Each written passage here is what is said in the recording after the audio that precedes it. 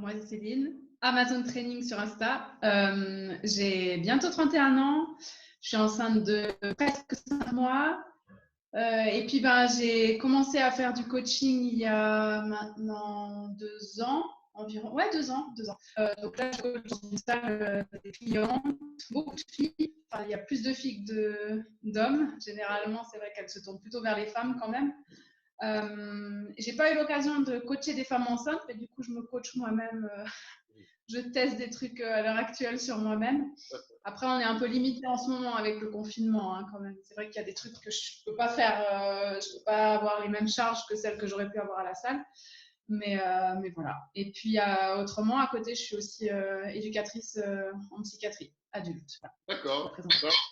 Alors, on peut commencer direct sans transition. Alors, l'entraînement chez les femmes enceintes. Déjà, parler des bienfaits de l'entraînement quand on est enceinte.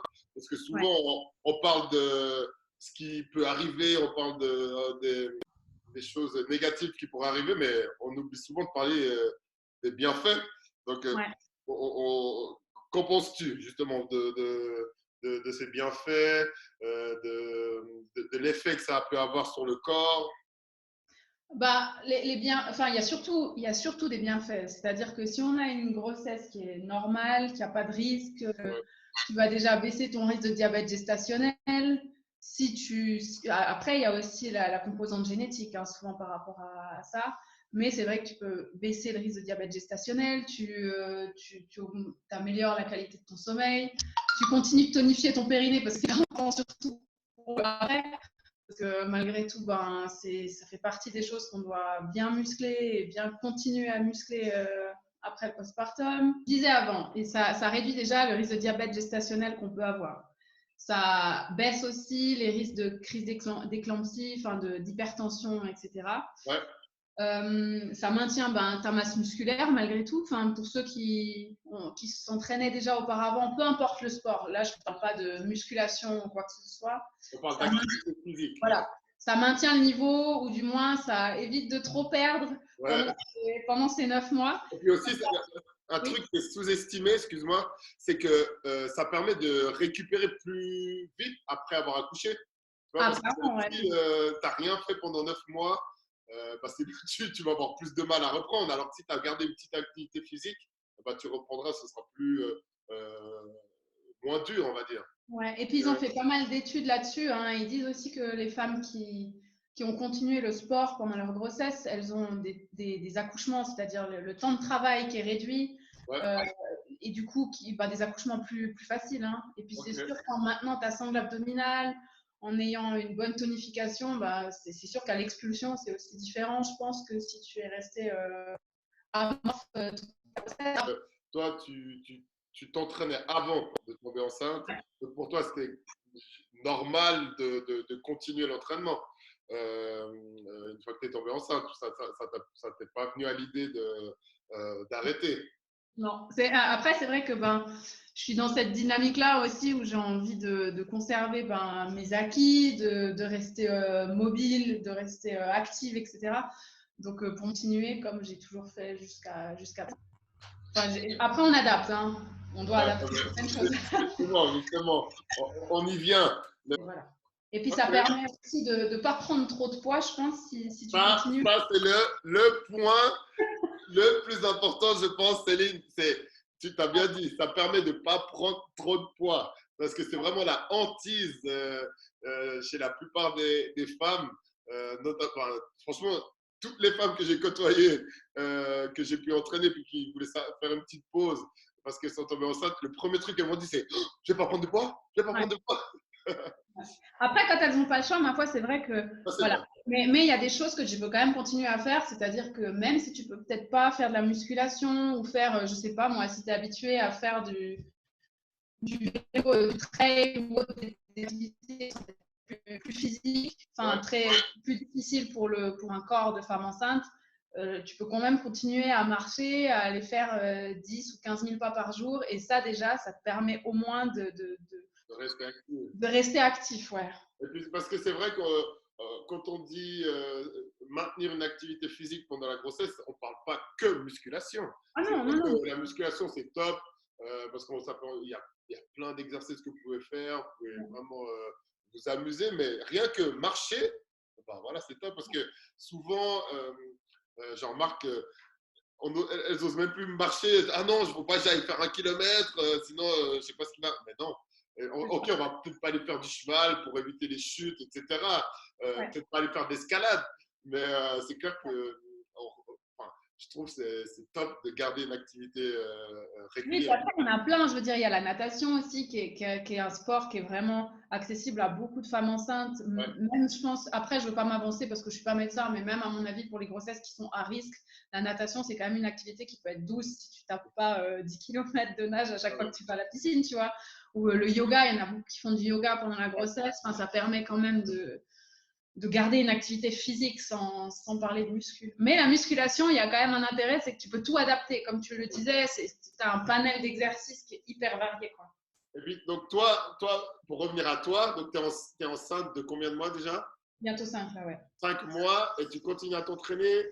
Principalement, toi, tu fais de la musculation. Bon, là, avec le confinement, j'imagine que tu n'as plus accès aux salles, comme nous tous. Mais tu t'arrêtes pas pour autant. Tu fais quoi comme type d'entraînement en ce moment? Ben, j'essaye de faire beaucoup d'exercices avec des élastiques, parce que j'ai acheté plusieurs élastiques de différentes résistances. Ouais. J'essaie de faire des exercices avec ma kettlebell, de faire un peu de poids de corps. C'est vrai que ça permet aussi de devenir créatif. Hein, Et en fait, qu'est-ce qui, selon toi, change principalement dans l'entraînement des femmes enceintes? Bien sûr, j'ai ma petite idée dans la tête, mais j'aimerais bien avoir Tu as vécu d'eux, mais ton ressenti et toi, puis ton expérience. C'est quoi les paramètres qu'il faut modifier, ajuster quand on porte la vie? Alors moi, déjà, les charges, par exemple, en début de grossesse, alors je pense que ça se fait de manière naturelle déjà parce que tu es fatigué et puis tu as un peu moins de force globalement. Mais tu baisses de 20 à 25% quand même, je pense, tes charges. Moi, en tout cas, c'est ce que j'ai fait. Ouais. Après, il y a la limitation physique qui arrive pour certaines assez vite, c'est-à-dire le ventre. Moi, j'ai pas de ventre encore. Franchement, j'ai vraiment de la chance. Ça m'handicape pas dans certains mouvements pour l'instant.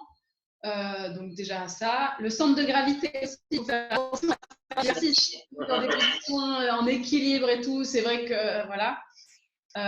Et puis faire attention à l'essoufflement. Je pense que c'est un bon indicateur aussi de quand il faut que tu récupères ou pas, et puis que tu te permettes de bien récupérer ton souffle avant de reprendre l'exercice. Donc, je pense que le facteur premier, comme tu dis, c'est l'intensité et puis les charges, quoi. Ouais, et puis écouter son corps. Après, il y a aussi le fait qu'avec la grossesse, tu as les ligaments qui deviennent plus souples et puis tu as une hyperlaxité qui fait que tu peux aussi plus te blesser parce que tu vas commencer à être hyper souple et puis tu vas peut-être aller trop loin dans le mouvement, mais autrement. Moi, une petite anecdote personnelle avec Rebecca. Quand elle était enceinte de Kim, je me souviens le premier mois, le premier ou le deuxième mois, elle va sous la barre de traction et elle a balancé des tractions pour la première fois de sa vie. Alors qu'avant, elle a vraiment de la peine. Hein. C'était en vacances en plus. C'était en vacances en plus. Tout ça pour dire qu'en fait, je ne sais plus exactement les chiffres, mais je crois le premier trimestre notamment, il y a une poussée d'hormones qui fait que y a une poussée de force en même temps. Parce qu'elle a, vraiment, j'exagère pas, hein, elle n'arrivait pas à passer des tractions. Et puis là, elle a essayé, elle a réussi comme ça, quoi. Ouais. Et, bon, notamment, il y a pas mal aussi d'histoires, bon, pas très cool, d'athlètes qui tombaient enceintes justement pour profiter de ce pic d'hormones pour leur préparation physique, quoi. Donc, Bon, après, c'est des histoires pas cool parce qu'on les forçait à tomber enceinte, certaines. Après, je sais pas jusqu'où c'est vrai, tous ces on dit, mais vraisemblablement, il y a beaucoup de femmes il y a des athlètes olympiques il y en a une notamment qui, je crois, avait gagné ces 3 médailles. À chaque fois, elle était enceinte. Et elle faisait, je sais plus, le 800 mètres. Je sais plus ce qu'elle faisait, mais elle a à chaque fois gagné des médailles en étant enceinte. Donc, c'est vrai qu'on a une force et du moins une capacité tout d'un coup de. Ouais, je pense. Bon, en tout cas, moi, je l'ai vécu avec ma femme et c'était impressionnant de voir. Regarde, j'arrive! Traction, quoi. Et pour revenir un peu, si on pouvait donner peut-être des conseils aux mamans qui sont enceintes, aux futures mamans, sur l'entraînement. Bon, déjà, j'ai envie de dire, avant de faire une activité physique, il faut vraiment aller consulter votre médecin. C'est le plus important parce que c'est lui qui pourra vous dire s'il y a des risques ou pas. Nous, on parle là des situations où la grossesse se passe bien et où il n'y a pas de risque. Bon, ça, faut être bien clair, quoi. Mais si on pouvait donner quelques conseils à une maman justement qui veut rester un peu active, qui cherche un peu peut-être des exercices à faire, quels conseils tu lui donnerais, toi? de, de s'écouter, parce que je pense qu'à l'heure actuelle, maintenant, on donne beaucoup. Alors, on parle des médecins et c'est très bien d'écouter son avis médical, hein, c'est important. Mais si on a une grossesse normale, comme tu dis, c'est s'écouter. Je veux dire, tu sens assez vite quand tu as trop forcé ou quand tu as des douleurs ou pas, quand tu es trop essoufflé, etc. Et c'est vraiment des indicateurs, je pense, auxquels on peut se fier. Et puis par rapport au cardio, je pense que les femmes qui faisaient du cardio avant, il n'y a aucune raison que tout d'un coup elles arrêtent. Encore une fois, si la grossesse se passe bien, Ouais. si tu étais habitué à courir 10 km, peut-être que tu ne courras pas 10 km, tu en courras 5, mais tu pourrais toujours aller courir. Et puis, je pense que c'est important, comme tu as dit, c'est que si tu étais habitué à faire du cardio avant voilà. et que ta grossesse va bien, eh ben, il n'y a pas de Voilà. raison d'arrêter, Voilà, quoi. aucune raison objective pour arrêter. Par contre, oh merde, j'ai plus de batterie, attends. Ah, Voilà. Je disais, par rapport au cardio, ce qui est important, et je pense qu'on en a assez parlé avec le confinement aussi, c'est-à-dire que les gens qui ne faisaient rien avant, si tout d'un ouais. coup, si tu courais pas avant, puis que tu es enceinte de 6 mois, puis tu décides d'aller faire du jogging, Ah, c'est clair que c'est pas top. c'est pas quelque chose que je recommanderais en tout cas.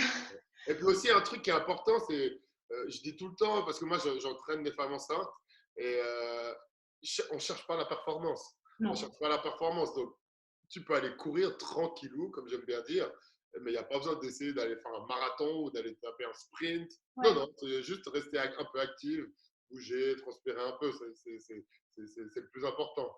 Puis après, excuse, hein, mais il y a aussi plein de femmes, je pense. Bon, alors maintenant, à l'ère des réseaux, tout le monde a presque Instagram ou Facebook. Il y a aussi beaucoup de femmes enceintes, de fitness girls qui publient des entraînements d'elles lorsqu'elles sont enceintes, etc. Et puis, elles ont aussi des bons exercices et il y a un panel d'exercices que tu peux faire quand tu es enceinte. Et c'est vrai qu'il ne faut pas être toujours dans la peur de se dire « Oh mon Dieu, je vais me blesser ». Ouais, c'est sûr. Voilà. Après, moi, je dirais, si on peut faire un petit résumé, je dirais que garder une activité physique quand on est enceinte, oui, oui, oui. Si tout se passe bien, si vous avez l'accord de votre médecin, si la grossesse se passe bien, je répète encore, très important. Et puis, baisser l'intensité, comme tu as dit, baisser les charges. Mais si vous aviez l'habitude de faire du cardio, continuez. Il y a plein d'exercices que vous pouvez faire. C'est vrai que la musculation, c'est top parce que ça permet de varier les charges, il y a plein d'exercices qui sont possibles. Mais comme tu dis, toi aussi, tu es capable de le faire à la maison avec ce confinement, avec un élastique, une kettlebell, tu fais plein d'exercices. D'ailleurs, on voit sur ton compte Instagram que tu t'en publies régulièrement. Et puis, pour les bienfaits, comme tu as dit, ça a plein de bienfaits parce que ça réduit le risque de diabète. Ouais, l'hypertension. Hypertension, comme tu disais, et puis Le poids. Le ah poids. ouais, le plus important,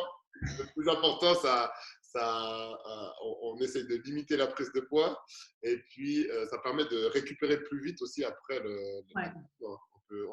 on peut résumer un peu le podcast à ça, hein. On a eu quelques soucis avec l'enregistrement, mais je crois que l'essentiel est là.